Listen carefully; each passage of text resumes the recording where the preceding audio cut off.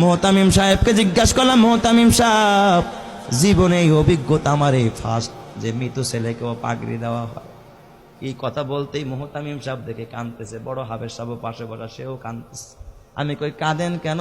কয় ওস্তাদ, এই মুয়াজ হলো আমার মাদ্রাসার 1 নম্বরের ছাত্র, আমাদের সম্পদ ছিল। আমার ছেলের জন্য আমার এত মায়া লাগে না যতটা মায়া আমার এই মুয়াজের জন্য। আমি বললাম, এত কি গুণ হয় এই মুয়াজের? কয় ওস্তাদ, মুয়াজ 18 মাসে কোরআনের হাফেজ হয়, জীবনে পাগড়ি ছাড়া নামাজ পড়ে নাই, মুয়াজের বাবা নাই, মুয়াজের মা বড় অসহায়, এই মাদ্রাসা লিল্লা বোর্ডিং এ মুয়াজ রে এতিমখানায় ফ্রি খাওয়াই, আমরা চিকিৎসা পর্যন্ত আমরা করাই। আমি বললাম, তাহলে মুয়াজ কেমনে মারা গেল? কয় হুজুর, কিছুদিন আগে চিকুনগুনিয়া জ্বর হয়েছে, আমরা ওর মারে খবর দিলাম, বললাম মুয়াজের মা, মুয়াজের বাসায় নিয়ে যান, চিকুনগুনিয়া জ্বর হয়েছে। মুয়াজ বাসায় যাইতে চায় না। কয় ওস্তাদ, বাসায় গেলে জামাতের সাথে নামাজ পড়তে পারি না, ফজরের নামাজটাও জামাতে পড়া হয় না, আমারে বাসায় দিয়েন না, মরে যাইতো মাদ্রাসায় মরবো, বাসায় যাব না।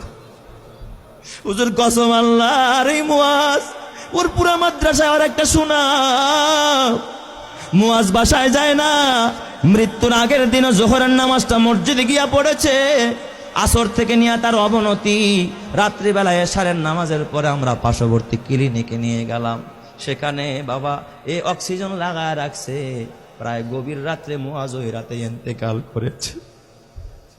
হুজুর, মুয়াজ ইন্তেকাল করেছে, আমরা স্তব্ধ হয়ে গেছি। মুয়াজের দাফনটা আমাদের মাদ্রাসার গেটের পাশে মাদ্রাসার কবরস্থানে আমরা করেছি। হুজুর, আমি বললাম, তাহলে ঠিক আছে, মুয়াজ ইন্তেকাল করলো, তাহলে পাগড়ি কেন মুয়াজের মাকে দিতে হবে?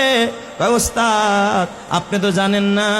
এই কথা বললাম, মোহতামিম সাহেব একটা ডেস্কের ডয়ের টান দিয়ে একটা চিঠি বের করছে। কয় দেখেন, এই যে পত্র পাঠাইছে মুয়াজের মা।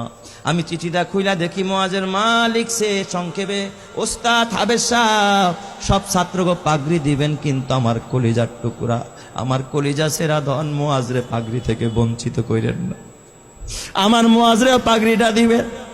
এই আবেদনটুকু করেছে।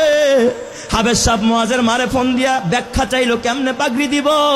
মুয়াজের মা ফোনের মাধ্যমে জানায়, ওস্তাদ, এই দুনিয়া আমার মা নাই, বাবা নাই, চাইছিলাম আমার মুয়াজ আমারে দাফন করবে, আমার সন্তান আমারে জানাজা পড়ে আমারে কবরে রাখবে, কিন্তু আমার মুয়াজ যে আমার আগে চলে যাবে, আমি মা ভাবতে পারি না। এই দুনিয়ায় এখন আর আমার কেউ নাই, দুনিয়া আমার স্বামী নাই, আমার মা নাই, বাবা নাই, আমার কলিজার টুকরা মুয়াজও চলে গেল। ওস্তাদ, ওই পাগড়িটা আমি মা আমার মাথার কাছে দিয়া, মাথার নিচে দিয়া আমি প্রতি রাত্রে ঘুমাবো, আর আমি আমার ওয়ারেসকে বলে যাব, আমার ওয়ারেসেরা, আমার মুয়াজ তো জানাজা পড়তে পারবে না, আমি মা যদি মারা যায়, তোরা আমারে বাজারের কাফনের কাপড় দিয়ে আমারে কাফন পড়াবি না, আমার মুয়াজের যে পাগড়িটা মাদ্রাসা থেকে পাইছে, আমি মাকে আমার কলিজার টুকরার পাগড়িটা দিয়ে আমি মারে কাফন পরাই আনছি। আমি এই পাগড়িটা কাফনের কাপড় হিসাবে ব্যবহার করব, এই জন্য আমি শুধু পাগড়িটা চাই।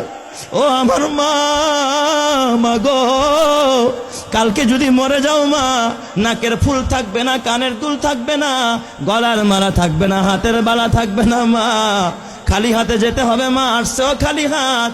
এই রূপ দ্বারা যৌবন এক সময় জং ধরে যাবে মা, নিজে আলেম হইলা না, হাফেজ হইলা না, সন্তান রে আলেম আর হাফেজ বানাইতে পারলা না, অন্তত হাফেজ বানানোর জন্য একটা ঘর বানায়া দাও, একটা ভবন বানায়া দাও মা, যেখানে 24 ঘন্টা কোরআনের তেলাওয়াত হবে, যেখানে 24 ঘন্টা এ বাবা তাহাজ্জুদের নামাজ হবে, নামাজ হবে, ইবাদত হবে, রবের গোলামি হবে, কোরআন পড়ো, কিতাব পড়ো, ওলি আল্লাহর লেখা, 2 নয়নে যায় না দেখা, ওই কপালের লেখা।